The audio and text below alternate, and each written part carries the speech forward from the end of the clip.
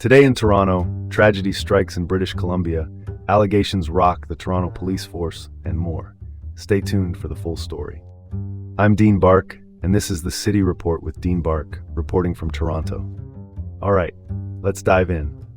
First up, we're dealing with a tragic incident from Tumbler Ridge, British Columbia. A female suspect carried out one of the worst mass shootings in Canada's history. 10 people, including the suspect, have died, and about 25 others are injured, 2 critically. The shootings took place at a home and Tumbler Ridge Secondary School, causing a community lockdown.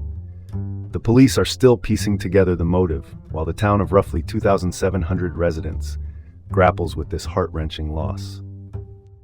The impact of this tragedy on such a tight-knit community will be profound and long-lasting. This heartbreaking event underscores the need for a deeper understanding of the factors leading to such tragedies. Let's pivot to the next story. A Toronto police officer, Constant Timothy Barnhart, is at the center of a corruption probe. He's accused of conspiring with a drug trafficker to falsely accuse someone of a crime. This isn't Barnhart's first brush with misconduct, as he's tied to past issues dating back to 2015. Currently, he faces 17 charges as part of Project South, an investigation by York Regional Police. Interestingly, Barnhart was denied bail, a rarity for a uniformed officer, highlighting a pattern of misconduct throughout his career. This case is a stark reminder of the critical need for transparency and reform in police practices. Let's call it like it is, folks. Something's got to change.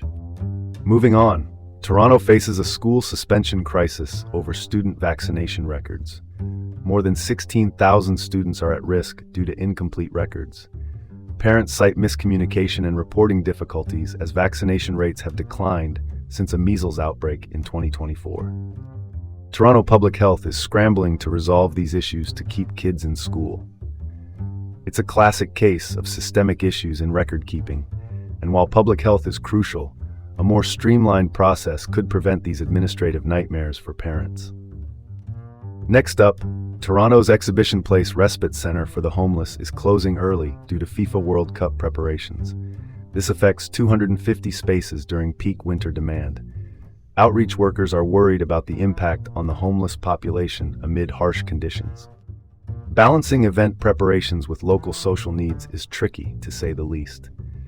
The city must prioritize finding alternative solutions to support its most vulnerable citizens during such transitions. And now for something completely different. Ontario communities are frustrated over delays in a new recycling program. Circular Materials, tasked with implementing the system, has missed its obligations, leaving 35 communities, including Greenstone, without services. The transition aimed to improve waste management, but the delay shows the challenges of changing systems. A clear timeline and accountability are essential to ensure communities aren't left waiting indefinitely for promised services. That's all for today's City Report with Dean Bark from Toronto. Stay informed, and we'll catch you tomorrow.